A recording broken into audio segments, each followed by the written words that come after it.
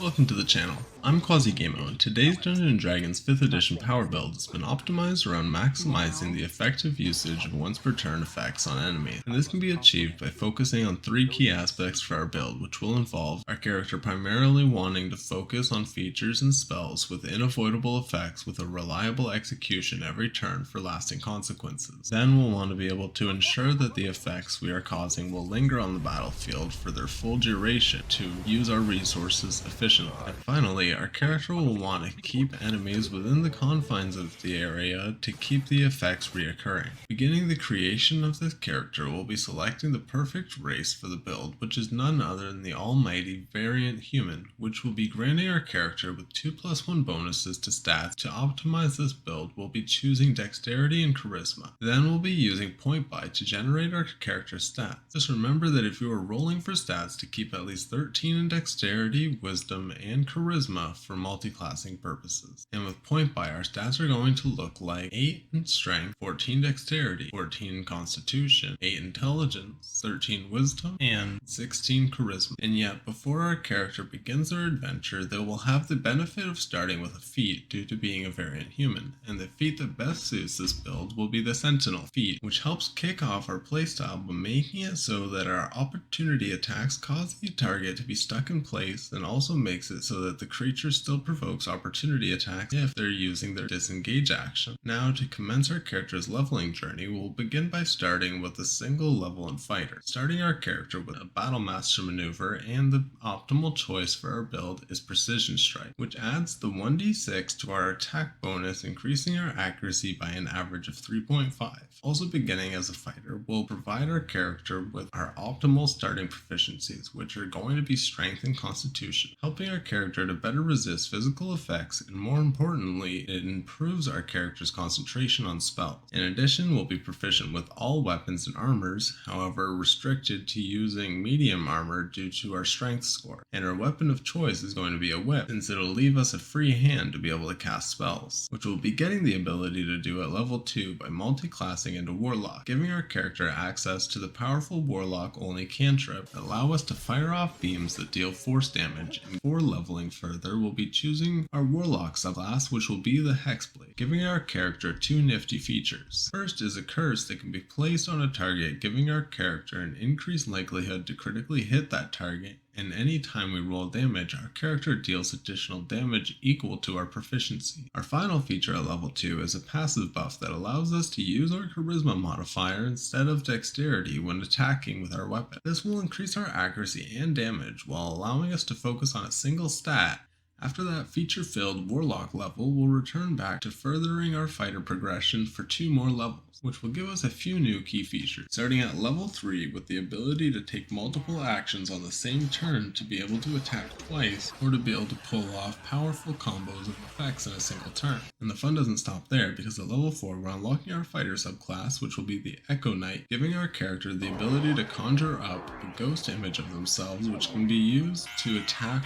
And when we take the attack action, we can make one additional attack with our Echo. Now that we have our Echo, we can return back to leveling Warlock to unlock some beneficial features and begin implementing our build strategy. Since at level 5, we're getting the ability to fine-tune our playing style, and we'll begin by modifying Eldritch Blast to be able to push the target up to 10 feet away. Then, we're also going to be enhancing our ability to concentrate on spells by passively having advantage on concentration saving throws, which is going to be highly beneficial starting at level 6 when we unlock the ability to conjure up a storm of blades that surround an enemy, dealing slashing damage each round when a creature passes through, or if it stays there on its turn. In addition, we'll be getting an upgrade to our whip by allowing its damage to be considered magical for bypassing resistances. After getting those benefits, we'll finish multi-classing by putting our remaining 14 levels into Cleric to gain the ability at level 8 to be able to give ourselves a massive +10 increase to hit, practically guaranteeing a hit by removing most of the luck, which will be able to further manipulate luck at level 10 by gaining 3 points that can be used after seeing a low roll, be able to roll an additional dice to double the possibility of hitting our target. Then at level 11, we'll be unlocking the ability to create a 15-foot aura of difficult terrain that follows our character and damages all characters within the area each each round, and we're able to make our allies immune to all effects of the spell. After that, at level 12, we're able to use our Channel Divinity twice per short rest to further the efficiency and practicality of our strategy. All get enhanced at level 13 by being able to mark areas on the battlefield that will become harmful to enemies and damage any that attempt to pass through. Then after that, we'll be getting an ability score increase to level 14, which we'll be using to finally increase our charisma up to 18. Then we'll be getting our final and ultimate tool at level 17, which allows us to create a larger field of blades that can entrap a group of enemies and hinder their ability to fight back due to the blades behaving like 3/4 cover and difficult terrain. Then to top off our build at level 18, we'll be getting our final ability score increase, which will be used to maximize our charisma score. Now that we have the build complete, we can go over the various strategies that can be implemented and how they develop as our character levels. First is a strategy to implement against single targets, which involves getting yourself within 10 feet reach of your target while placing your echo 5 feet above the target. Then use your action to cast Cloud of Daggers while using your bonus action to curse them with the HEXBLADE's curse feature. This will put the enemy into a situation where if they run in any direction, they'll trigger an opportunity attack from the echo, which will be boosted by Guided Strike, Precision Strike, and backed up by Lucky. And if it hits the target, they'll be stuck there until their next turn. Then if they do attack the echo, they can only move towards our character, or else they will still trigger opportunity attacks. And if they do approach,